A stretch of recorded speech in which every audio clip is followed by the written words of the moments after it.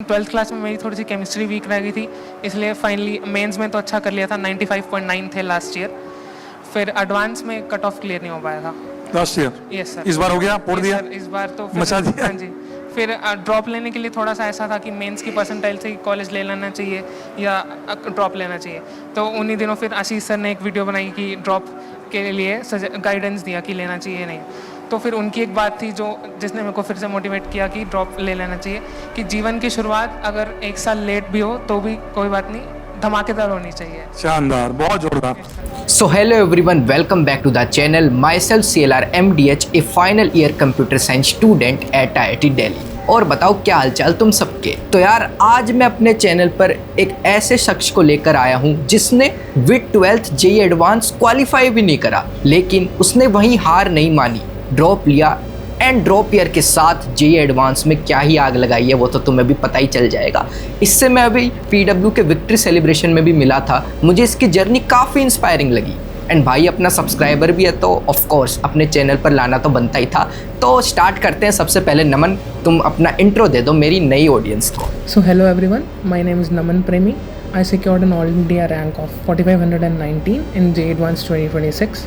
सो ये मेरा drop year था। लास्ट ईयर मेरे एडवांस में 65 मार्क्स थे, कट ऑफ क्लियर नहीं हुआ था, सो इसलिए मैंने ड्रॉप लिया और इस बार अच्छा परफॉर्मेंस आया फिजिक्स वाला की हेल्प से। तो तुमने प्योर ऑनलाइन प्रिपरेशन करी थी, कहीं ऑफलाइन नहीं गए? हाँ जी भैया, एक क्लास 11 से ही मैंने अर्जुना बैच ले लिया था फिजिक्स वाला का, वहीं से मैंने ऑनलाइन प्रिपरेशन स्टार्ट कर दी थी अपनी। बढ़िया यार। तो देखो ड्रॉप ईयर में तो तुमने कमबैक करा ही है, तो ड्रॉप ईयर के बारे में तो अपन अच्छे से बात करेंगे ही। उससे पहले अपन तुम्हारी 11th एंड 12th की जर्नी जानना चाहते हैं कि भाई ऐसी तुमने क्या मिस्टेक्स कर दी, कैसी तुम्हारी जर्नी गई ताकि तुम्हें ड्रॉप लेना पड़ा। तो स्टार्ट करते हैं 11th से। हाँ जी भैया, तो 11th क्लास में मैंने जैसे अर्जुना बैच से स्टार्ट की थी अपनी प्रिपरेशन। सो स्टार्टिंग में तो जैसे सबका जोश हाई रहता है वैसा ही था, फिर धीरे धीरे जैसे सिलेबस बढ़ता है वैसे थोड़ा सा जोश कम हो जाता है। तो वैसे करते गए, जैसे सिलेबस आगे बढ़ रहा था हम, लेकिन क्विट नहीं किया। तो ऐसा नहीं था कि जैसे मोटिवेशन लो जा रहा है तो हम छोड़ देंगे।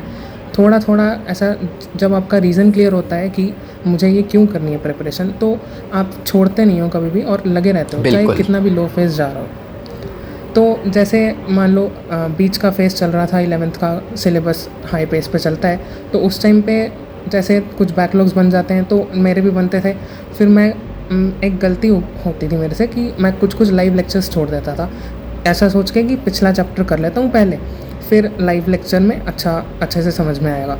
तो लेकिन ऐसा नहीं करना चाहिए, क्योंकि जो पिछला चैप्टर होता है और जो करंट चैप्टर चल रहा है वो किस हद तक रिलेटेड है वो आप आज खड़ के नहीं बता सकते हो। बिल्कुल। जब आप लाइव लेक्चर्स अटेंड करते हो तो या तो ऐसा होता है कि मान लो फिजिक्स जैसे मैकेनिक्स के टॉपिक्स चल रहे होते हैं, आप ऐसा देखते हो कि कनेक्टेड टॉपिक्स हैं, वहाँ पे हाँ कि वर्क पावर एनर्जी नहीं किया तो मैं रोटेशन पे नहीं जाना चाहूँगा, उससे पहले आपको शुरू से करनी चाहिए मैकेनिक्स। लेकिन केमिस्ट्री, मैथ्स और फिजिक्स में भी इतने सारे इंडिपेंडेंट चैप्टर्स होते हैं जिनको आप लाइव लेक्चर्स के थ्रू करते रहें और एक फ़्लो बना के रखें लाइव लेक्चर्स के साथ, जो कि आपकी रेगुलरिटी बना के रखेगा और आपको मोटिवेशन देगा कि आप आगे बढ़ते रहें। अगर आप छोड़ के बैठ जाएंगे तो पिछला भी कवर करने की टेंशन और लाइव लेक्चर में जो नया बैकलॉग बनता जा रहा होगा उसको भी कवर करने की टेंशन आप पे आ जाएगी। तो अगर आप लाइव लेक्चर्स के साथ कंटिन्यूटी बना के रखें और पिछले जो चैप्टर्स छूट गए उनको पैरेलली चलाएं, वो आप कर सकते हैं, क्योंकि वो ज़्यादा बेनिफिशियल रहता है। इससे आपके नए बैकलॉग्स नहीं बनेंगे और जो टीचर पढ़ा रहा है, क्योंकि लाइव क्लास में पढ़ा रहे तो ज़्यादा अच्छे से समझ में आएगा। बढ़िया यार। तो जैसा तुमने बताया तुम डमी स्टूडेंट थे। हाँ जी भैया। एंड तुमने फिर लाइव क्लासेस स्किप करना स्टार्ट कर दिया, रिकॉर्डेड लेक्चर देखने लग गए थे। हाँ जी।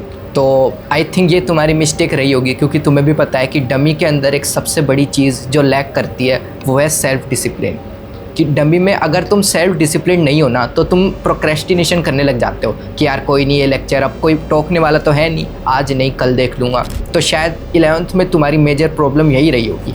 हाँ जी। तो जैसे कभी कभी मैं रिकॉर्डेड पे शिफ्ट कर जाता था 11th में, तो ऐसा होता था कि मैं उस लेक्चर को, जैसा आपने बताया, बहुत थोड़ा ज़्यादा टाइम ले रहा हूँ उस लेक्चर से, कि मान लो 2 घंटे का लेक्चर है तो 3 से 3.5 घंटे लग गए, क्योंकि जैसे लाइव क्लास में तो आप बैठे हो साथ साथ नोट्स बन जाते हैं। बिल्कुल। पर रिकॉर्डेड में आप एक बार पॉज करोगे, टीचर ने कुछ बोला, फिर आपको समझ नहीं आया तो आप पीछे जाकर देखोगे, फिर नोट्स बनाओगे। आप ऐसा वहाँ ऐसा सूडो फीलिंग आता है कि हम पहले समझ लेते हैं उसके बाद नोट्स बना लेंगे।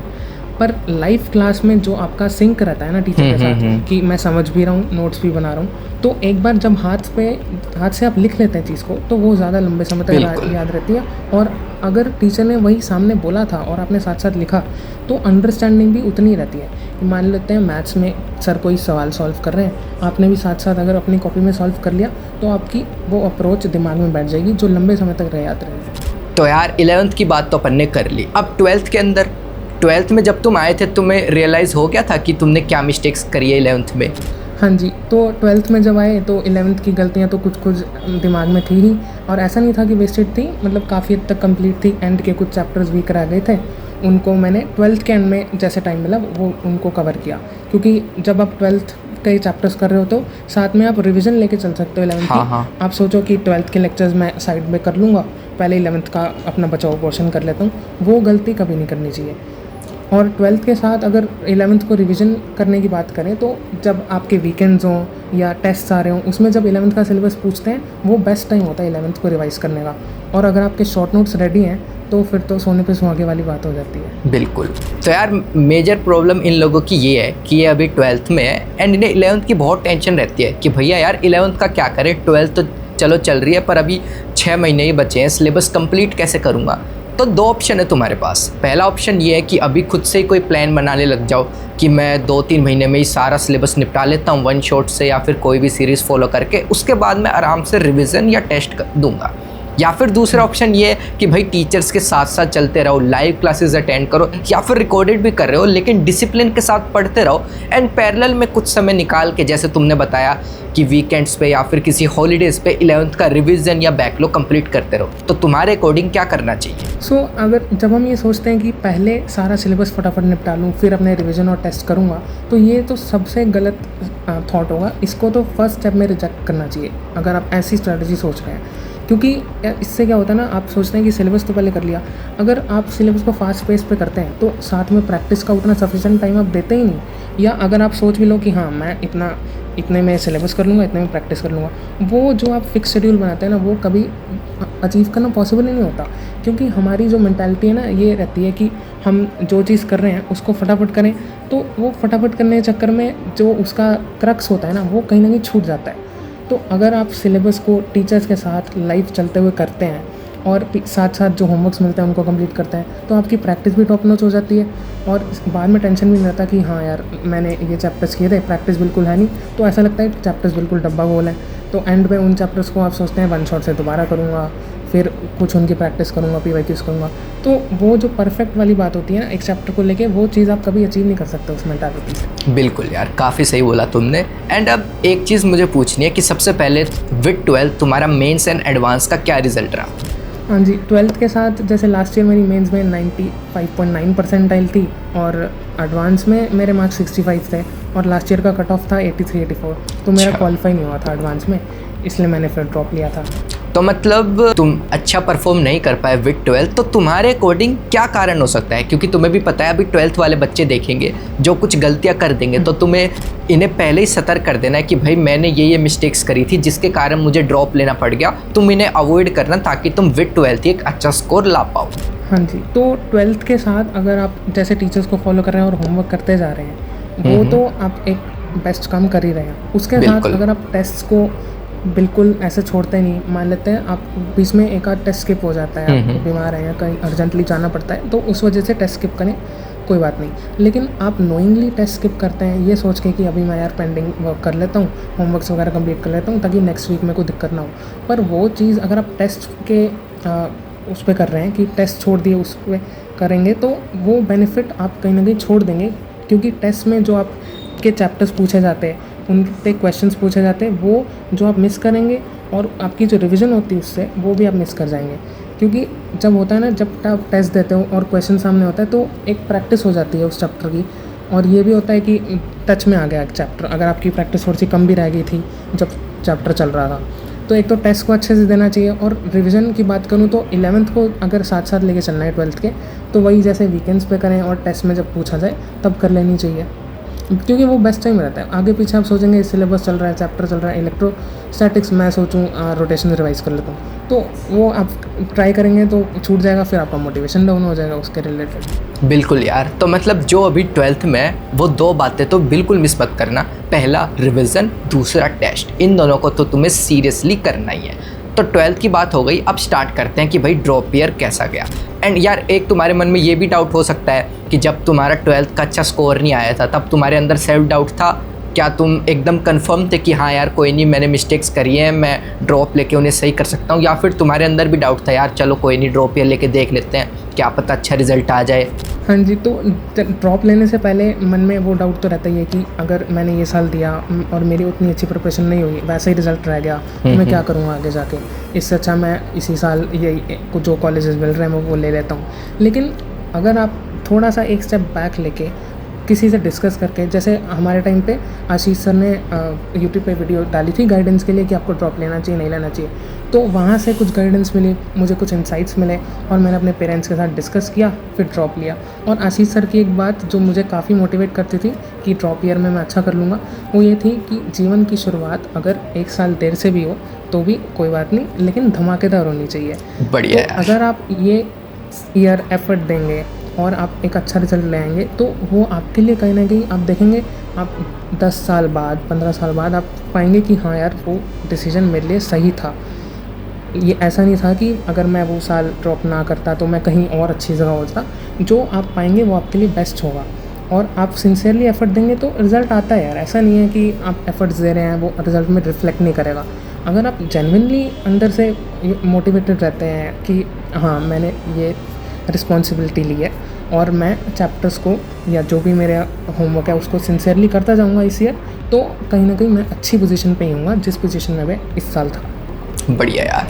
तो अब जैसे ड्रॉप ईयर स्टार्ट हुआ था, तुम तो अच्छे से मोटिवेटेड ही थे, पर ऐसा भी तो था ना कि काफ़ी सारे चैप्टर्स तुमने पहले से ही थोड़ा बहुत तुम्हें आइडिया भी होगा। ऐसा तो नहीं है कि तुम एकदम बिल्कुल ज़ीरो से स्टार्ट कर रहे थे। तो तुमने चैप्टर्स वगैरह कैसे मैनेज करे? कोई बैच फॉलो करा या फिर तुमने सोचा कि मैंने चैप्टर्स तो पढ़ ही रखे हैं, अब मैं खुद से ही सेल्फ स्टडी वगैरह क्वेश्चन प्रैक्टिस कर लेता हूँ? हाँ, चैप्टर्स का तो ऐसा था, जैसे मैंने प्रयास बैच लिया था तो उसमें स्टार्टिंग से ही करवाते हैं सारे चैप्टर्स।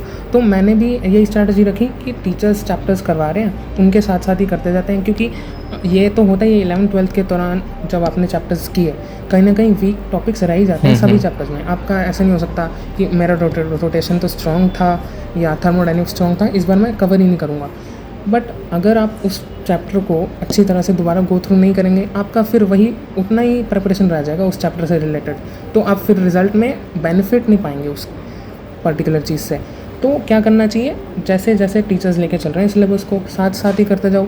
आप ये कोशिश कर सकते हो कि अगर आपके पास नोट्स बने हुए पड़े हैं, जैसे मेरे पास ऐसा था कि मैथ्स वगैरह में कुछ नोट्स मोस्टली बन रखे थे, फिज़िक्स में हो गया, तो जैसे मेजर थ्योरी नोट्स तो मैंने रखे, कुछ क्वेश्चंस को जैसे मान लो पीपीटी में ला रहे हैं कुछ क्वेश्चंस जो ऐसा लगता है कि मेंस के हैं या थोड़ा सा अच्छे क्वेश्चंस हो तो नोट कर लिए, कुछ कुछ क्वेश्चन ऐसे आप स्किप भी कर सकते हैं। बट ये नहीं है कि बिल्कुल छोड़ के बैठ जाओ नोट्स को, क्योंकि नोट्स जितना आप, वैसे वही बात है कि लिख लिख के जितना रिटेन कर पाते हैं वो किसी चीज़ से नहीं कर पाते।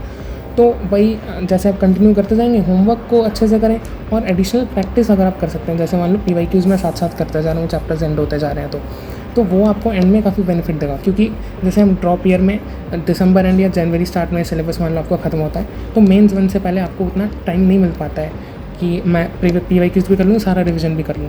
तो अगर आप छोटी छोटी चीज़ें जैसे आपके शॉर्ट नोट्स हो गए या PYQs हो गए, उनको अगर आप स्टार्टिंग से थोड़ा थोड़ा भी मैनेज करते चलते हो ना, तो एंड में लोड बहुत कम रहता है। ये काफ़ी बेनिफिट होता है एंड में।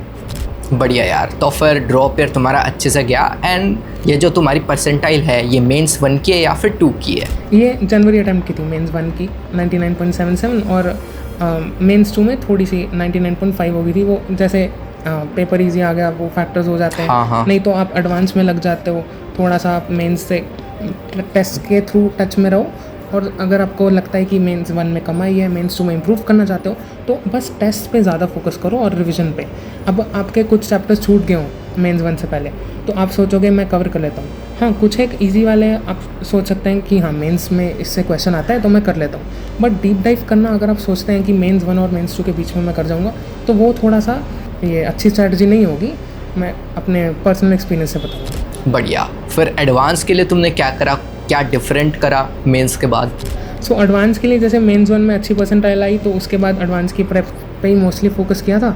जैसे एडवांस के PYQs हो गए, उनको पहले तो अपने टच में लेना है। उसके बाद अगर आप चाहें तो एक्स्ट्रा प्रैक्टिस कर सकते हैं, कुछ बुक्स वगैरह मान लो मॉड्यूल्स के अलावा आपको लगता है थोड़ा सा और प्रैक्टिस की नीड है तो आप रेफरेंस बुक्स को रेफ़र कर सकते हैं। बढ़िया यार। तो आई थिंक तुम लोगों को नमन की जर्नी से काफ़ी कुछ सीखने को मिला होगा, कैसे उसकी 11th गई, कैसे 12th गई, उसके बाद भी फिर उसने हार नहीं मानी, एक लाइन उसे बहुत मोटिवेट करती गई, फिर उसने ड्रॉप लिया एंड ड्रॉप के बाद mains and advance and finally अब तुम्हारे सामने ही है। अब फिर तुम कौन सा कॉलेज ज्वाइन कर रहे हो? मैं प्रोबेबली IIT रुड़की ज्वाइन करूँगा। कल राउंड 2 का रिज़ल्ट आएगा, उसके बाद से कुछ कन्फर्मेशंस दिखेंगे। बढ़िया यार, अब तो फिर नाम के आगे IIT का टैग भी लग जाएगा, काफ़ी अच्छी बात है। जाते जाते मेरी ऑडियंस को तुम क्या एक फाइनल टिप देना चाहोगे कि वो तो तुम्हें दिमाग में रखनी चाहिए, नो मैटर तुम 11th में हो, 12th में या फिर ड्रॉप ईयर में हो, कुछ ऐसी एक बात? तो सबसे इम्पोर्टेंट चीज़ जो मुझे अपनी प्रेप के दौरान लगी वो थी टेस्ट को रेगुलरली देते रहना। सो क्या होता है ना, अगर आप टेस्ट को बीच में नोइंगली स्किप करते हो तो वही जैसे मैंने बताया कि जो टच छूट जाता है चलते हुए सिलेबस का, और काफ़ी बार ये होता है कि टेस्ट में मार्क्स कम आ रहे हैं, इस वजह से हम टेस्ट को स्किप कर दे रहे हैं। ये कभी नहीं सोचना चाहिए कि मेरे टेस्ट में मार्क्स बहुत कम हो गए, अब मेरे से आगे कैसे होगा, क्या होगा। आपका मोटिवेशन लूज़ होता ही है, वो बात तो है, लेकिन अगर आप कंटिन्यूटी को बनाए रखते हैं आप डेफिनेटली एक इम्प्रूवमेंट देखेंगे अपने टेस्ट के स्कोर्स में, जो कि आपको अपनी प्रेप में कॉन्फिडेंस दिलाएगा।